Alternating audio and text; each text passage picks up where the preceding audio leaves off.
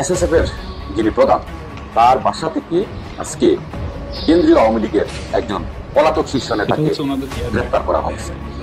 আপনারা জানেন এসএসএফ হচ্ছে বাংলাদেশের যারা সরকার প্রধান, প্রেসিডেন্ট, প্রধানমন্ত্রী সহ পদমর্যাদা তাদেরকে নিরাপত্তা নিশ্চিত করে দেয় এবং এই ইউনিটটি হচ্ছে সেনাবাহিনীর সদস্যদের দিয়ে। এখন এই পলাতক নেতা যখন এসএসএফ প্রধানের বাসায় অবস্থান করেন তখন তো প্রশ্নই দেখা দেয় ডক্টর ইউনূস কোথায় বসে আছে। এখন কি জবাব দিবেন সেনাবাহিনীর প্রধান ওয়াকারুজ্জামান? একজন উচ্চ পদস্থ সেনা অফিসারের বাসা থেকে আওয়ামী লীগের আলী হোসেন শিশির সম্ভবত তার নাম, সে আবার হত্যা মামলার আসামি, তাকে বৈষম্য বিরোধী ছাত্র জনতা এবং পুলিশের সহায়তায় তাকে অ্যারেস্ট করা হয়েছে।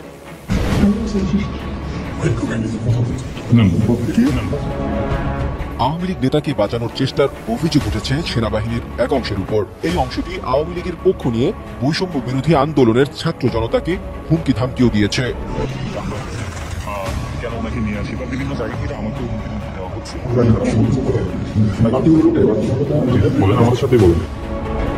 প্রিয় দর্শক, সাংবাদিক ইলিয়াস হোসেন আজকে কামটা কি করলো ভাই, কি কাজটা যে ইলিয়াস হোসেন করলো? আওয়ামী লীগ নেতাকে ডিজিএফআইএল প্রধানের বাড়ি থেকে কট করে দিল সাংবাদিক ইলিয়াস হোসেন ভাই। আসসালামু আলাইকুম দর্শক, নতুন একটা নিউজে আপনাকে স্বাগতম। প্রিয় দর্শক, এসএসএফ এর প্রধানের বাসা থেকে আওয়ামী লীগ নেতা আটকের ভাইরাল ঘটনা নিয়ে করা আমাদের আজকের ভিডিওটি খুবই গুরুত্বপূর্ণ।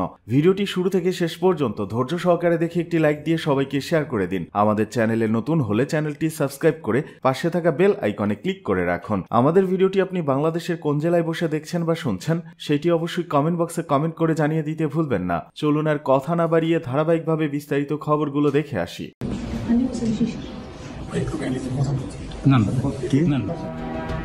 আওয়ামী লীগ নেতাকে বাঁচানোর চেষ্টার অভিযোগ উঠেছে সেনাবাহিনীর এক অংশের উপর। এই অংশটি আওয়ামী লীগের পক্ষ নিয়ে বৈষম্য বিরোধী আন্দোলনের ছাত্র জনতাকে হুমকি ধামকিও দিয়েছে। এসএসএফ এর ডিজির বাসায় আওয়ামী লীগের শিল্প ও বাণিজ্য বিষয়ক উপকমিটির সদস্য আলী হোসেন শিশিরকে লুকিয়ে রাখা হয়েছিল। সংবাদ পেয়ে বিএনপি ও বৈষম্য বিরোধী আন্দোলনের নেতাকর্মীরা সেখানে গেলে সেনাবাহিনীর বিভিন্ন পর্যায় থেকে প্রথমে অনুরোধ ও পরে হুমকি দেওয়া হয়।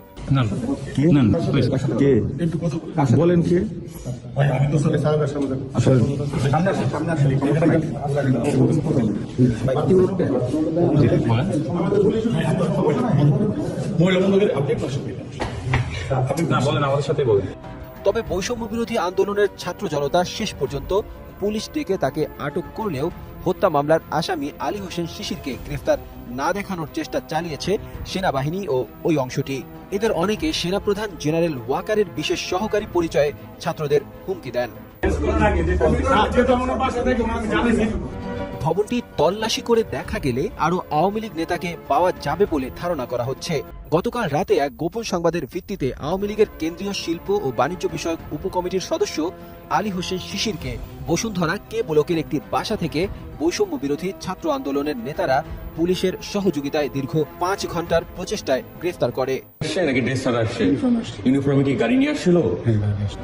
দ্রুত এসএসএফ এর ডিজিকে অপসারণ সহ সেনাবাহিনীর উচ্চ পদস্থ কর্মকর্তাদের যারা আওয়ামী লীগের ঘনিষ্ঠ সকলকে বহিষ্কার না করলে বৃহত্তর আন্দোলনের ডাক দেওয়ার হুমকি দিয়েছে ছাত্র আন্দোলনের নেতাকর্মীরা।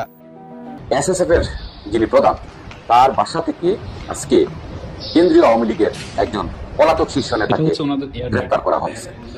আপনারা জানেন এসএসএফ হচ্ছে বাংলাদেশের যারা সরকার প্রধান, প্রেসিডেন্ট, প্রধানমন্ত্রী সহ পদমর্যাদা তাদেরকে নিরাপত্তা নিশ্চিত করে দেয় এবং এই ইউনিটটি হচ্ছে সেনাবাহিনীর সদস্যদের দিয়ে। এখন এই পলাতক নেতা যখন এসএসএফ প্রধানের বাসায় অবস্থান করেন তখন তো প্রশ্নই দেখা দেয় ডক্টর ইউনূস কোথায় বসে আছে। এখন কি জবাব দিবেন সেনাবাহিনীর প্রধান ওয়াকারুজ্জামান?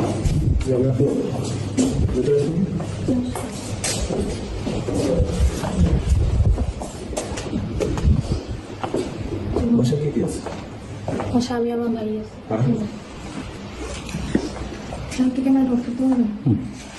কোন কথা বলছো? এইভাবে আপনি একটু গেঞ্জি পরে। আচ্ছা, এই বাসায় কি? এই বাসায় আমরা থাকি। আমার আব্বু থাকি সাথে। আপনার আব্বু কই? ওরা আব্বু থাকে বাসায় না। আব্বু কই? ওরা আছে, চলে গেছে বাসাতে। কবে? আজকেই প্রথম আমি চলে গেছি। 10-15 মিনিট ভিডিও হচ্ছে। 10-15 মিনিট হবে। তখন বাজে কটা? 3টা। 10-15 মিনিট আগে জি চলে গেছে। জি লেট দিয়ে বাড়ি গেছে। বিয়ে হয়েছে কোন দিকে আমি যাই না। আমার ছোট ভাই আছে তোমার সঙ্গে দুজন বাসায় গেছে। দুজন নিচে নিচে আমাদের ইয়ে আছে না, একজন নিচে চলে যান। ছাত্রের নাম কি? আলী হোসেন শিশির। তিনি কোথায়? উনিও চলে গেছে। আমরা একটু দেখতে পারি? হ্যাঁ দেখেন, সমস্যা নেই, দেখেন দেখেন।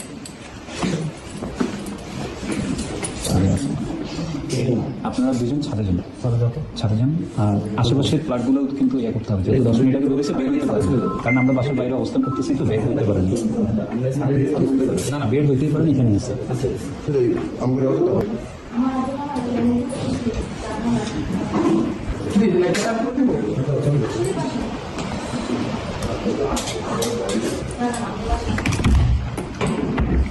বক্সগুলোতে দেখেন, উপরের বক্সগুলো দেখুন। আমরা কোথাও এদিকে ভিডিও অন করে নাই।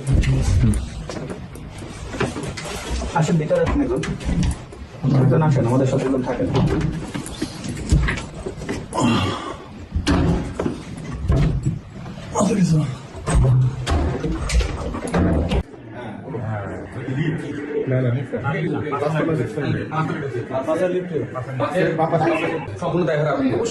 ঠিক আছে, যদি ফুটেজ ডিলিট হয় সবগুলো দায়ভার আপনার। যদি ফুটেজ না, শুধু সবকিছু হইলে আমার দায়ভার। আমি মাসের কেয়ারটেকার না। ঠিক আছে, ওকে, থ্যাংক ইউ। ঠিক আছে, থ্যাংক ইউ।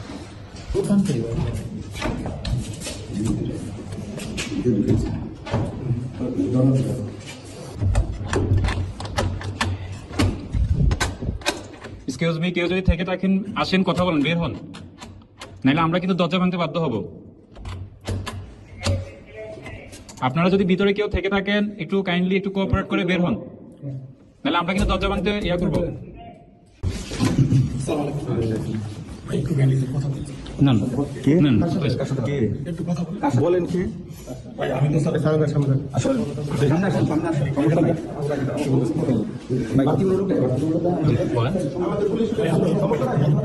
মহিলা বন্ধ করে আপনি না বলেন, আমাদের সাথে বলেন।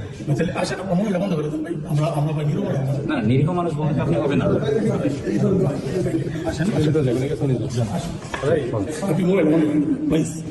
না না, আমাদের সমস্যা নেই, বলেন, আপনি বলেন।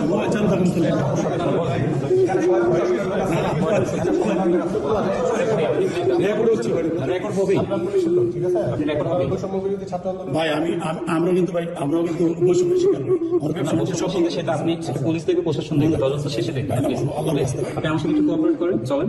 আপনি উনি মহিলা মানুষ, ওনাকে কষ্ট দিন, বাসায় পৌঁছে আপনি সিম্পাতি দেখে তো লাভ নেই ভাই। সিম্পাতি দেখে আমরা কিন্তু মনের সাথে জড়িত, আমরা মনের সাথে জড়িত না।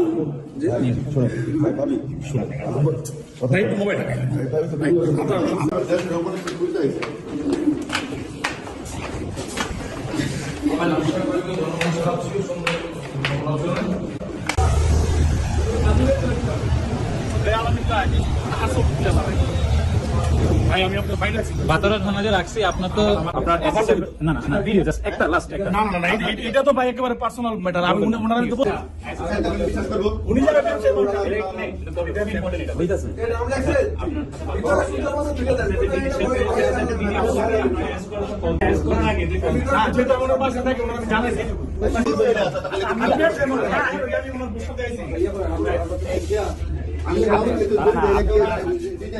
আসসালামু আলাইকুম, আমি একজন আন্দোলনকারী, বৈষম্যবিরোধী ছাত্র আন্দোলন। গতকাল রাতে একটি ইনফরমেশনের ভিত্তিতে আমরা বৈষম্যবিরোধী ছাত্র আন্দোলন স্টুডেন্টরা কে ব্লকের 19 নম্বর রোডের একটি বাসায় আমরা আসি। আমাদের ইনফরমেশনটা ছিল যে আওয়ামী লীগের আলী হোসেন শিশির, যিনি আওয়ামী লীগের কেন্দ্রীয় শিল্প এবং বাণিজ্য বিষয়ক উপকমিটির একজন সদস্য এবং নরসিংদী এক আসনের থেকে আওয়ামী লীগের এমপি ক্যান্ডিডেট ছিল, এবং তিনি নরসিংদী জেলা আওয়ামী লীগের প্রচার সম্পাদক, এবং তিনি ওনার বিরুদ্ধে কয়েকটি হত্যা মামলা আছে, 4টি হত্যা মামলা আছে, 2টি হত্যা চেষ্টা এবং 2টি হত্যা মামলা। তো পরবর্তীতে আমরা পুলিশের সহযোগিতায়, পুলিশ অপারেশনের সহযোগে 2 থেকে 3 ঘন্টা আমরা বাসা থেকে ঘিরে রাখি। পরবর্তী পুলিশ প্রশাসন আসার পরে আমরা বাসাটাতে যাই। যাওয়ার পরে প্রথমে আমরা বাসাটাতে যখন যাই, সর্বপ্রথম অনেক কাহিনী আমাদেরকে ইয়ে করতে হয়, বিভিন্ন জায়গা থেকে দলীয় একটা চাপ থাকে, বিএনপি কিছু নেতাকর্মী ছিল আমাদেরকে ইয়ে করতেছিল, বা পরবর্তীতে একটা সময় তারা চলে যায়। পরবর্তীতে আমরা স্টুডেন্টরা, বসুন্ধরা ছাত্র আন্দোলনের স্টুডেন্টরা পুলিশ সহযোগিতায় আমরা বাসার 3 তলার ফ্লোরটাতে উঠি। ওঠার পরবর্তীতে আমরা ওই ফ্লোরে অনেক খোঁজাখুঁজি করেও আমরা তাকে পাই না। তার পরবর্তীতে আমি সিসিটিভি ফুটেজ আমরা চেক করি, নিচের বিল্ডিংয়ের ম্যানেজারের এখান থেকে আমি সিসিটিভি ফুটেজ চেক করে আমরা পরবর্তীতে 4 তলায় একটা কক্ষতে যাই আমাদের সিসিটিভি ফুটেজ অনুযায়ী। সেখানে আমরা আওয়ামী লীগের সেই নেতাকে পাই। তার পরবর্তীতে তিনি সর্বপ্রথম যখন গেটটা খুলে, আমরা পুলিশ সহ প্রায় 5 থেকে 10 মিনিট হচ্ছে আমরা ওনার এয়াতেই কথা বলতেছিলাম যে প্লিজ দরজা খুলুন। উনি কোনোভাবেই দরজা খুলতেছে না। আর উনি মেনলি হচ্ছে ওই দরজা খোলার আগে অবস্থায় ওনার ফোন থেকে, ওনার ফোন অফ ছিল, ওনার মেয়ের ফোন থেকে বা বিভিন্ন জায়গা থেকে কল আসতেছিল, ওনার মেয়ে শুধু বারবার ফোনটা হাইড করতেছিল। যাই হোক, সেটি আমাদের দেখার বিষয় না। আমরা তাকে যখন আইডেন্টিফাই করতে পারি, ওই বাসাটার মধ্যে ছিল, কনস্ট্রাকশনের যে বিল্ডিংটা ছিল ওখানে ছিল উনি। পরবর্তীতে আমরা ওনাকে অনেকবার চেষ্টা করেও তারপর পরবর্তী একটা সময় আমরা যখন ভিতরে ঢুকতে পারি, পুলিশ প্রশাসনের সহযোগিতায় যখন রুমটার দরজা খোলা হয়, উনি কলে কথা বলা অবস্থায়, যেটা একটু পরে আপনারা কমেন্টের ভিডিও লিঙ্কে আমি ভিডিও দিয়ে দিব, আপনি সেখানে দেখতে পারবেন। তো উনি ডিরেক্ট আমাকে একটা কল ধরায়, আমাকে এবং পুলিশের যে দায়িত্বরত কর্মকর্তারা যারা ছিলেন তাদেরকে কল ধরায় এবং একটু কথা বলেন। তো আমি ডিরেক্ট বলতেছি আপনার কোনো কল ধরা হবে না, প্লিজ আপনি একটু কলটা রাখেন, আপনার সাথে কথা আছে, আপনি থানায় চলেন। পরবর্তীতে উনি আমাকে ওইখানে রানিং অবস্থায় বর্তমান এসএসএফের ডিজি, তার ব্যক্তিগত পিএস ডিজি, উনি আমাকে কল দেন। কল দিয়ে হচ্ছে আমাকে না দারোয়ানের নাম্বারে কল দেয়। দারোয়ানের নাম্বারে কল দিয়ে আমার সাথে কথা বলতে চায়। প্রথমে আমার পরিচয় জানতে চায়। দারোয়ান আমার পরিচয় না জানানোর পরে উনি পরবর্তীতে কোনো না কোনো সম্ভব কোনো মাধ্যমে উনি আমার পরিচয় নিশ্চিত করে আমাকে বলতেছে আলামিন ভাই, উনি ওনার পরিচয় দিল। আমার নামটা উনি কীভাবে জেনেছে আমি সেটাও অবাক হয়ে গেছি, কীভাবে উনি আমার নামটা জানলো। পরবর্তীতে উনি যখন আমাকে বলতেছে, উনি আমাকে অনেক স্পেশাল রিকোয়েস্ট করতেছে, দেখেন ওনার জন্য ওনাকে কোনোভাবে ছেড়ে দেওয়া যায় কি না। তো আমি বললাম দেখেন, আমি আমার দায়িত্ববোধ থেকে, নৈতিকতার দিক থেকে আমি কখনো ওনাকে ছাড়তে পারি না। কারণ একটা আওয়ামী লীগের হত্যা মামলার আসামিকে আমি কীভাবে ছেড়ে দিই, আমি কোশ্চেনটা ওনাকে করি। তারপর উনি বিভিন্ন মাধ্যমে উনি কথা বলে, বাট আমি স্ট্রেট ফরওয়ার্ড স্পষ্ট ভাষায় আমি ওনাকে জানিয়ে দিই যে দেখেন আমার এখানে আসলে আমি কোনোভাবেই আমি এই জিনিসে আপনারা যা করতেছেন এটাও কিন্তু একটা ক্রাইমের মধ্যে পড়ে। কারণ একজন হত্যাকারীকে আপনি বাঁচাতে এসে এখন আর আপনি এমন একটা গুরুত্বপূর্ণ দায়িত্ব থেকে আপনি আপনার পক্ষ থেকে আমি এই কলটা কখনো আশা করিনি। তো উনি আমার সাথে আমার প্রায় 34 সেকেন্ডের মতন কথা বলে। পরবর্তীতে এসএসএফের ডিজি পিএসসি নাম্বার থেকে আবার আমার সাথে যোগাযোগ করে, ওনারও সেম তদবির। আমি স্পষ্ট ভাষা ওনাকেও আমি সেম বলি যে দেখেন আমি কোনোভাবেই এটা আমি করবো না, আমি ওনাকে পুলিশ প্রশাসনের মাধ্যমে আমরা যেহেতু আসছে আমরা পুলিশ হস্তান্তর করে দিব, এটাই আমাদের। পরবর্তীতে আমি যখন ওনাকে নিয়ে নিচে যাই, এর পরবর্তীতে ওইখানে ফোনে আরও 2টা কল আসে। সরকারি উচ্চপদস্থ সেনা অফিসার একজন মনে হয় ব্রিগেডিয়ার জেনারেল, কোনো একটা ক্যান্টনমেন্ট কলেজে আছে, ঢাকা ক্যান্টনমেন্ট পাবলিক কলেজে অথবা অন্য কোনো একটা ক্যান্টনমেন্ট কলেজে, ঢাকা ক্যান্টনমেন্টের মধ্যেই। উনি তখন আসে, উনি আসার পরে হচ্ছে উনি কল দিয়ে আমাকে সেম ওই যে পিএসের মতন তদবির করতে বলে। উনি তদবির করে পরবর্তীতে যখন ওনার তদবির আমি স্পষ্ট ভাষা ওনাকেও জানিয়ে দিয়েছি যে দেখেন এর আগেও 2জন আমাকে কল দিয়েছে, তো আমি আপনার পরিচয়টা আগে একটু কনফার্ম হই। তো উনি ওনার পরিচয় দেয়, লেফটেন্যান্ট কর্নেল নাকি ব্রিগেডিয়ার জেনারেল, হয়তো আমার মনে পড়ছে না, বাট ওইরকম কিছু একটা পরিচয় দেয়, প্রিন্সিপাল পরিচয় দিয়ে ওনাকে বলে যে হচ্ছে ওনাকে ছেড়ে দিতে। তো আমি বলছি আপনি কি জানেন উনি একজন হত্যা মামলার আসামি? তো সেটি জেনেও ওনারা আমার দিক থেকে আমাকে যথেষ্ট রিকোয়েস্ট করেন, বলতেছে আলামিন ভাই একটু রিকোয়েস্ট, একটু ছেড়ে দেন। তো আমি কোনোভাবে ওনাদের কথায় রাজি হচ্ছিলাম না। তো বিভিন্ন নাম্বার থেকে আরেকটা নাম্বার থেকে কল আসে, হয়তো বা ওটা ডিজিএফআই হয়তো বা কোনো গোয়েন্দা সংস্থার নাম্বার থেকে, সব দারোয়ানের নাম্বারে কলটা আসতেছিল। তো উনি সেম হচ্ছে আমার সাথে আবার কথা বলতে চায়। তো পরবর্তীতে আমি আসলে এত পরিমাণ কল আসছিল পুলিশ প্রশাসন এবং ওরাও আসলে হয়ে যাইতেছিল, ওরাও আমাকে বারবার করে ওরাও হয়ে যাইতেছিল যে জিনিসটা আসলে কোন দিবা, ওনারাও তখন জিনিসটা বুঝতে পারছে যে আসলে হচ্ছেটা কি। তো আমাদের দিক থেকে বৈষম্য ছাত্র আন্দোলনের দিক থেকে আমাদের ইমার্জেন্সি সেলের আমাদের ভাইরা ছিল, ইমার্জেন্সি সেল ক্রাইসিস সেল ছিল, এবং আমাদের বিশেষ করে আতিক শাহরিয়ার ভাই আমাদের পরিকল্পনার বাস্তবায়ন সেলের ভাইও যথেষ্ট সহযোগিতা করার পরে একটা মাধ্যমে আমরা সবার সহযোগিতা পুলিশ প্রশাসনের সহযোগিতা নিয়ে পরে আমরা ওনাকে থানাতে নিয়ে যাই। থানাতে নিয়ে যাওয়ার পরবর্তীতে থানাতেও ওনারা দেখি বিভিন্ন মাধ্যম থেকে কল আসতেছে বা আমাদের কাছে হুমকি ধমকি আসতেছে যে আমরা হচ্ছে কেন ওনাকে নিয়ে আসি, বা বিভিন্ন জায়গা থেকে আমাকেও হুমকি ধমকি দেওয়া হচ্ছে যে কেন আমরা ওনার মতন একজন লোককে। কিন্তু আসলে এখানে যে তদবির করতে আসছে বা হচ্ছে তারা যে আমাদের কাছে বলতেছে তাকে সেফ এক্সিট দেওয়ার জন্য, আর তারা আসলে কতটুকু চেনা রাষ্ট্রের এরকম গুরুত্বপূর্ণ একটা দায়িত্ব থেকে আমাদের ডক্টর ইউনূস স্যারের নিরাপত্তায় থেকে তিনি কিভাবে তার বাসার মধ্যে থেকে একজন আওয়ামী লীগের ফ্যাসিস্টের হত্যাকারীকে কিভাবে পাওয়া যায় সেটি আমার প্রশ্ন। একজন উচ্চপদস্থ সেনা অফিসারের বাসা থেকে আওয়ামী লীগের আলী হোসেন শিশির সম্ভবত তার নাম, সে আবার হত্যা মামলার আসামি। তাকে বৈষম্য বিরোধী ছাত্র জনতা এবং পুলিশের সহায়তায় তাকে অ্যারেস্ট করা হয়েছে। খুব আপসেট হলাম এটাতে আর কি, যে একজন সিনিয়র সেনা অফিসার, যে কিনা আবার আমাদের প্রধান উপদেষ্টার সিকিউরিটির দায়িত্বে। আমি অফিসারকে খুব ভালো করে চিনি, সে ভালো অফিসার, অনেস্ট অফিসার, কিন্তু তার কাছ থেকে এই জিনিসটা আমি একদম আশা করিনি। শুধু এইটাই যে কোরআনে একটা কথা বলা আছে না, যে আমি মানে যারা ইনফেডাল, যারা বিধর্মী, তাদের কাছে তাদের কার্যক্রমকে শোভন করে দিয়েছি। এখন সেনাবাহিনী থেকে শুরু করে যতগুলা সংস্থা আছে উপরের লেভেলে, তাদেরকে আওয়ামী দুর্নীতিদের রক্ষা করাটা কাজটাকে শোভন করে দেওয়া হয়েছে। আমার কাছে যেটা মনে হয় আর কি, তাদের কাছে এই জিনিসটা কোনো তাদেরকে পাপবোধ টাচ করে না, কারণ জানে যে আমরা তারা হায়েস্ট লেভেল থেকে এটার জন্য সাপোর্ট পাচ্ছে।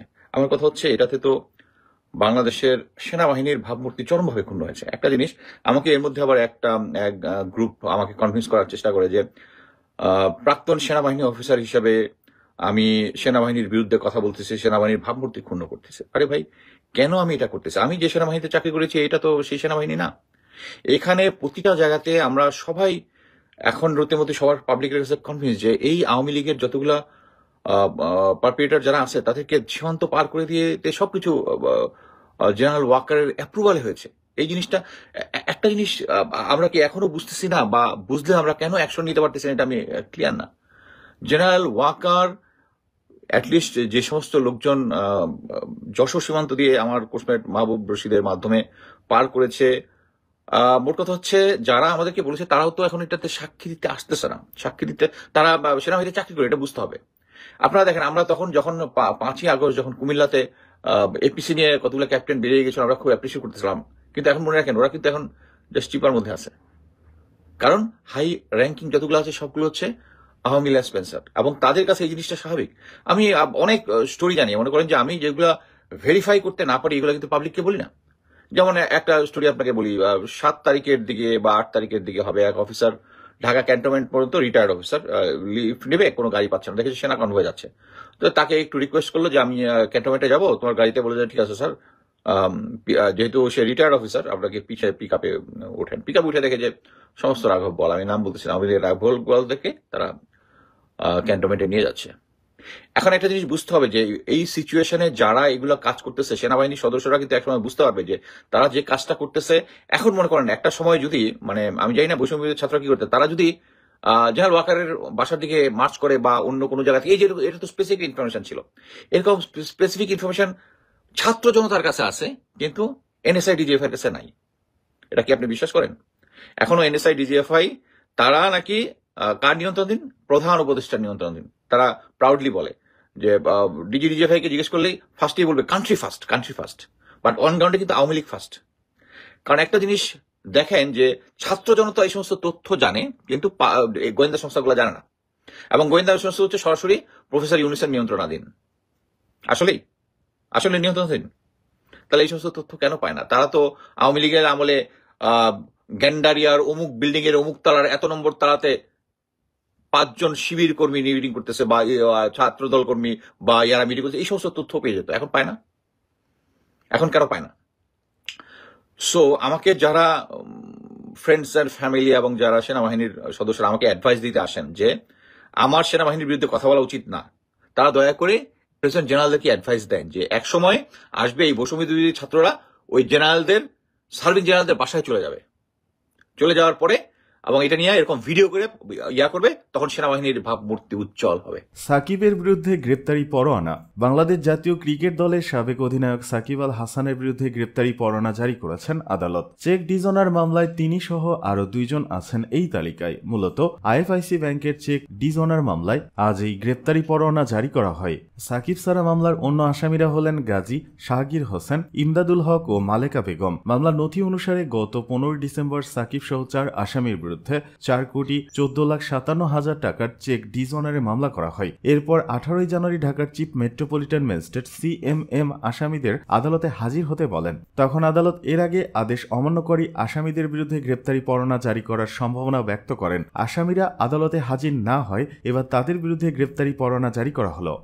এদিকে নির্বাচনের প্রস্তুতি নিচ্ছে কমিশন। ভোটার তালিকা হালনাগাদ শুরু সোমবার। প্রধান উপদেষ্টার সময়সীমা অনুযায়ী নির্বাচনের প্রস্তুতি নিচ্ছে কমিশন। ভোটার তালিকা হালনাগাদ শুরু সোমবার, এমনটা জানিয়েছেন প্রধান নির্বাচন কমিশনার AMM নাসির উদ্দিন। তিনি বলেন, কোনো রাজনৈতিক বক্তব্য ঢুকতে চায় না নির্বাচন কমিশন। আইন কানুন বিধিবিধানের মধ্যে থাকবে। আমরা ফ্রি ফেয়ার গেম উপহার দিতে চাই, যেখানে সব প্লেয়ার অবাধে খেলতে পারে। আমরা এর জন্য একটি মাঠ তৈরি করতে চাই। রবিবার সকালে নির্বাচন কমিশন ভবনে UNDP কর্তৃক ভোটার তালিকা হালনাগাদ কার্যক্রমের সরঞ্জাম প্রদান অনুষ্ঠানে তিনি এসব কথা বলেন। সিসি বলেন, ভোটার তালিকা কার্যক্রমে সহযোগিতার জন্য আমরা UNDPর কাছে অনুরোধ জানিয়েছিলাম এবং তারা খুব দ্রুত সময় সহায়তা করেছে। আমরা পুরো নির্বাচনী প্রক্রিয়ায় তাদের সহযোগিতা চাই। আমাদের মতো তারাও একটি সুষ্ঠু নির্বাচন দেখতে আগ্রহী। রাজনীতিতে না গিয়ে কমিশন একটি সুষ্ঠু নির্বাচনের পরিবেশ সৃষ্টি করতে চায় উল্লেখ করেন সিসি। UNDPর আবাসিক প্রতিনিধি স্টিফেন লিলার জানান, রাজনৈতিক দলসহ বিভিন্ন অংশীজনের সঙ্গে বৈঠকের মাধ্যমে কিভাবে সহযোগিতা করা যায় তার নির্ধারণ করা হবে।